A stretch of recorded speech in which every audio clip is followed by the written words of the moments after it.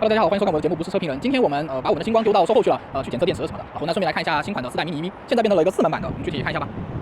好，正好我们之前知道 mini EV 呢，实际它的底盘呢是有3次迭代。那第一次呢就是最旧的那个 mini EV，然后到马卡龙是共用一个。那我正好我也是马卡龙的车主嘛，然后后面到 Game Boy 跟Air EV 行空，那个 Game Boy 的底盘呢就直接沿用到3代马卡龙上面了。那我也是 Game Boy 的车主。那现在4代的马卡龙，我们来看一下有什么变化。那首先这个钥匙就换了，不是之前那个 mini EV 的钥匙，它是后门的习惯不能忘，这边还是一个机械的钥匙。现在这个我们可以看一下这一台4代的马卡龙，这里写的是 LV2，按照50的配置逻辑应该还有个 LV1，那它是一个白色浅色的内饰，然后奶茶咖，不过这一套是没有套顶的。然后车身的外观大家可以看一下，是贴了那个卡皮巴拉的贴纸，这次是说跟卡皮巴拉联名了。好，我们先来看一下车头灯是变化最大的部分，LED 外面这一圈里面是卤素的灯泡带透镜，这是专门开的车灯，大家看一下。然后车头这里呢是充电的口，快慢充都有了，慢充左边，快充右边。好，然后看一下雨刷还是老规矩，有补雨刷，到时候自己要换的那种。有些4S店它会给你送，有些就不会。好，来侧面。侧面轮胎之前的数据是14570R12，现在是15570R13，也就是说轮胎变宽了一点点之外呢，整个轮径是变大了，然后轮毂盖是全新的样式。侧面这里的这个转向灯是Game Boy 上面的，然后这里这个后视镜呢，它虽然总体功能没变，什么功能都没有了，但是这个方方正正的那个壳子还是稍微做圆润了一点点。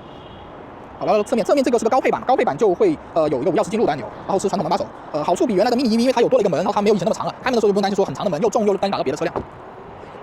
然后后门，我们也看一下后门的车窗下降，那可以这样来。拍下这里，后门的这个地方，这个地方是有一点点凸起来的弧度的，就没有完全做到这里。好，然后拍一下尾灯，尾灯也是 LED 的尾灯，然后里面是灯泡，外面这一圈是示宽灯是 LED，里面的倒车灯、刹车灯那些就是正常的灯泡。然后这个最大的优点，我们看上面原来的有一根天线，现在是没有了。然后车窗的大小跟原来差不多，但是它做了一点点弧形。然后来到这里，以前的旧的 mini EV 它是在车灯的旁边就是开口，现在开口呢就往下放了，所以取放东西那些会比原来更方便一些。那以前是在这里嘛。现在低了一些，确实这样取放东西会更方便一点。然后最大的变化就是这个后备箱了，后备箱这里左右两边有放东西的槽。然后以前的 mini EV 呢，就大概只有这么宽是后备箱的部分，你但凡要放个箱子都要把座位放倒。它的位置现在是直接你放120寸的行李箱是可以这样塞进去的，就不用说要乘客放倒一个只能载3个人，或者是一个小的那种15寸的箱子你能塞，或者是包包直接往这里一丢，就比以前方便很多。也座位也是5放倒的。来这里这个门这里也是没有抠手，所以比较不方便，就是你要么你矮就只能抓这里，高一点呢你可以掰这个地方，就还是有点尴尬，没有宾果的那个问题没有修正，就这样。好，现在是无钥匙进入的新款。好，走过来双闪，因为它没有自动的折叠的后视镜，所以呢就没法提醒，就只能看这个灯是闪的，然后我们直接可以拉门上车。好处呢是现在车门因为有后面一个门嘛，就变短了，就没有那么长，不用担心撞别人，而且轻一些，也轻不少。然后看一下内饰的这个质感，这里其实塑料没有区别了，但是就做了一点点手感，然后这个位置的塑料做了一点绒面叫不纹的触感。然后这个位置把车窗的升降按键呢就移到了左边，左边主驾驶有一键降窗，但是升窗呢就得自己慢慢升了，它就没有一键升窗。其他4个位置呢就是正常的车窗。那我们先看一下有些宝妈可能会担心我们后排有小孩坐，那如果他自己动这个车窗怎么办？像这样他会自己动这个车窗怎么办？那我们前面5菱也考虑到这个问题呢，就加了一个车窗的锁在这个位置，摁了它之后呢，后排这里我们回来后排这里这个位置，那车窗就是锁住了，然后再加上铜锁在这个位置也是有开关的，所以后排就比较安全。左边这个基本上可以锁起来，如果是只接小孩的话。无钥匙进入。好，那我现在过来它就自己主机就启动了。好，我们现在坐上来，主驾的左边是多感式灯，前后灯了，然后右边是雨刷，然后雾灯都在右边，然后左边这个功能区这里是一个车灯的高度，胎压的警报的取消，然后还有一个ESP 的开启关闭，然后这里是个重置按钮，信息重置，这里是前机盖的扳手，这边还有一个下电的按钮，因为无钥匙进入有下电按钮。好，我们看一下这里现在左边终于变成了一个左脚休息区了，这里可以这样子放下，舒服很多的位置。之前大家骂的问题基本上这里就解决了。方向盘，我们看一下方向盘塑料的了，做了一点手感，然后左边空的，右边是个功能区，音量上下加减，然后上一手下一手，没有暂停键，中间是个接打电话的按钮，好，然后直接摁就是静音长按，但是没有暂停，老规矩，50之前都是这样，有个默认是收音机，这个多能有切换音源的 ，USB 蓝牙跟电台，好，然后这一个按钮是经济标准运动的切换。那这里呢是有一个小计里程和近50公里能耗在这个位置的，这个位置呢就是要用那个重置按钮，就左边的第3个按钮，这个位置可能拍不到了。然后左边的第3个按钮去摁，然后切换这个行驶里程近50公里能耗的显示。整个屏幕的状态好像是比原来的宽了一点点，原来的印象中好像是这么宽吧，现在好像变宽了一点点，信息展示会更清晰一些。然后中控屏幕这一块就属于，我个人猜测它应该是低配的版本也会有这个中控屏，因为这个中控屏现在可以设置东西比较多。我们来看一下左边，首先是音乐 USB 和蓝牙的音乐，第2个呢是收音机，这里是收音机，然后第3个是车辆的设置，第4个是通话，第5个就是主页，就是整个主页是在这里的。中间这个车辆设置呢设置东西有点多，设置的驾驶，第一个是驾驶，经济模式、标准模式、运动模式，个性化，可以自己调动力响应和动能回收的强度，百分比自己调。然后动能回收的模式有个舒适标准强，行人警示音，这个是可以开启和关闭的。灯光的部分有一个伴我回家的功能，打开关闭，15秒到60秒的自己设置开灯的时间长短。巡车功能可以设置是闪光还是闪光加鸣笛，锁车闪光还是闪光加鸣笛。门窗部分，门窗是可以选择雨刷的这个间歇性，它没有自动雨刷，但是这个间歇雨刷可以自动调它的这个间歇雨刷时间的快与慢，这个比较好。然后遥控车门可以选择主驾还是全部车门，熄火解锁是全部车门、驾驶侧车门还是关闭。然后自动落锁就是这个部分，我们所设的这个部分是自动的还是默认应该是自动落锁的。然后能量这里可以选低空调，之前是默认10%电量以下呢就不能开空调，现在你也可以继续开空调到8伏。然后预约充电这个功能也在这里可以开启。车辆保养多了个雨刮维修的功能，这样就比较方便换雨刮呀，或者是那个清洗雨刮的那个刮条，这些都是新的功能。好，然后讲完中控屏，我们来讲一下这一块中间这一块过道区。刹车呢，默认有些人说它靠右，原因是因为它主要是你正着坐的时候踩刹车，你的脚要在刹车上，而不是在油门上，所以油门肯定是有点靠右，是用这个方式去踩的，而不是这样去踩。然后这里空调的这个出风口呢，是这边是宾果 Plus 的那个风格右边左边的呢是宾果的风格，它融合在一起了。中间是个手动空调，跟以前一样，按钮也是跟以前的风格一样。这里有个网兜，这个是跟以前一样的，没有扶手箱，然后有 USB 的插口，2个挂钩，这里有个挂钩。然后这一个地方呢就改了，因为手刹去掉了，手刹去掉变成一个电子手刹，还有个自动驻车，新增了一个 P 档。P 档我们发现了它一个有趣的逻辑，现在我们说正常倒车，如果你是开车，好低档，那你要开车变成倒车呢，是倒 P 是很方便的。那如果你是低档，你要开车了怎么办呢？我就要拧到最右面，那我如果要停车，我要一直拧到最左边嘛。其实它有个新的逻辑，就当你插上了安全带，你在低档的情况下，你插完安全带，然后你只要解开安全带，拉车门，它就默认跳到 P 档去，这个就能减少部分那种溜车的情况，或者是车自己跑了的情况。但是要注意，如果你是没有解开安全带，也就是说你用那些什么违规的安全带扣之类的情况，你就算拉车门，它的低档也是不会变成 P 档的，这个要注意，可以留意一下，没有变成 P 档，所以一定不要用安全带扣，要正常扣安全带。自动驻车关闭之后呢，就走，自动驻车关闭之后呢就没有办法自动驻车了，常踩刹车呢就自动驻车。好，我们要 P 档就直接解开安全带，拉车门，就变成 P 档。OK， 好，然后拍一下上面这个板块遮阳板有化妆镜，但是没有灯。然后灯呢，就是这个灯是换成了之前我们说敞篷开的膜，这个灯的质量还可以，双闪也在上面。后视镜这一块，中央的这个后视镜是有 USB 的插头的，然后没有防眩目的功能，手动。好，后排我们从这个角度来看一下后排，后排这个位置稍微设计的有点缺陷，因为你人这样坐进来的时候，这里是会有一点容易的硌到的。好，可以想容易硌到。前面是我刚才的坐姿没有变，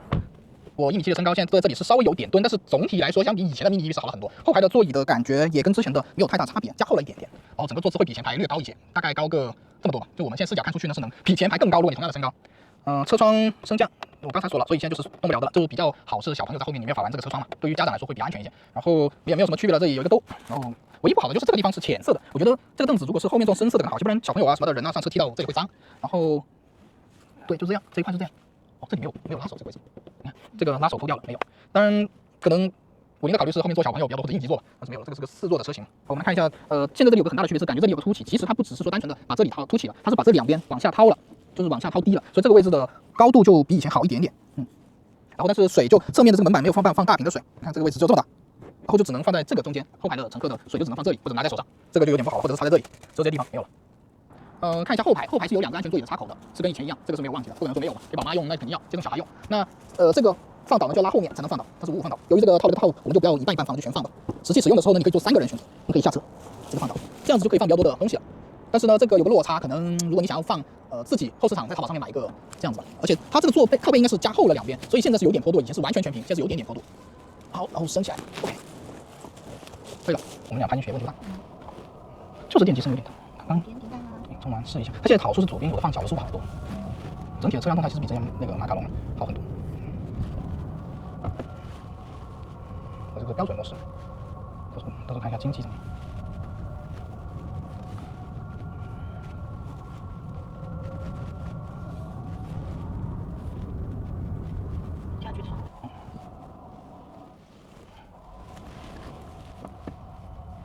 就是得端方向盘，车里身材有点弱，开一下那个，先把冷气关掉，开，冷气关掉，我去，风好像比以前大了，都比以前大，走吧，走一圈，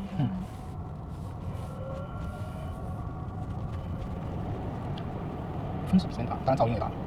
还有它是因为车里面安静啊。对，车比以前静了之后，就感觉什么都更吵。对啊，就是车安静之后，什么电机声也大了，风声那个。因为行驶的路噪跟车噪都小了之后，那个电机的声音嗡嗡嗡，跟那些跟那个通风的那些声音，哇，超好的。这个车窗啊，对呀，前面这个。但他现在切那个，这里这个可以切，这也可以切。测一下经济看一下，而且经济还有经济加，没有经济加这一块，只有经济标准运动，就跟之前一样。经济会更长一点，没那么冲。等下去那个直道那里看一下，这个好处就是可以这样子调。先放进车。看下运动模式，它的电机也是30千瓦，所以试一下，知道是。有车过来。有车过来是走。过来啊，有车在那边会车，2台车在会车。还没走的。没走啊。有自动驻车，有蠕行的，现在一个是蠕行，一个是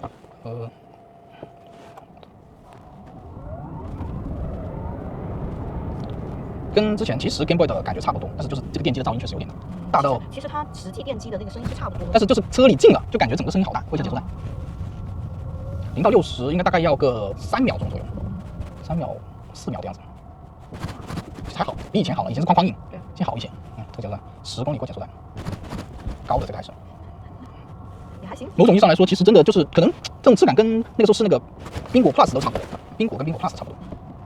这里快一点点是。这就还好，其实真的还好，这真mini EV来说是还好的，就是不错了。这个底盘是有提升的，主要是它才4万多，对，5万多不到现在，不到5万块，我觉得就大概率入门那个版本就是4万出头了。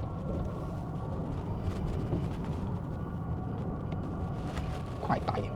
快打一点也没之前那么黄。如果它是像我们之前买 Game Boy 的时候，6万多、7万，6万9千8那个时候，对啊，但是那个是300公里啊，现在只有200公里。但是如果是6万多的话，你会觉得有很多人挑。对，但是它如果4万9那就还好。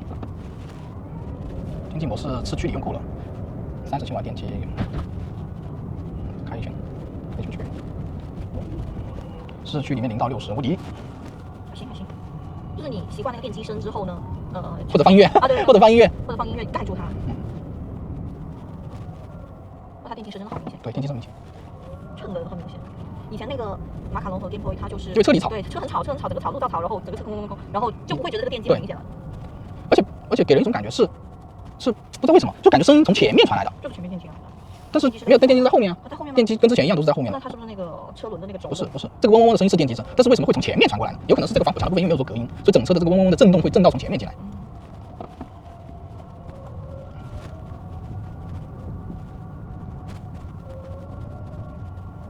可以。现在拍个金牌。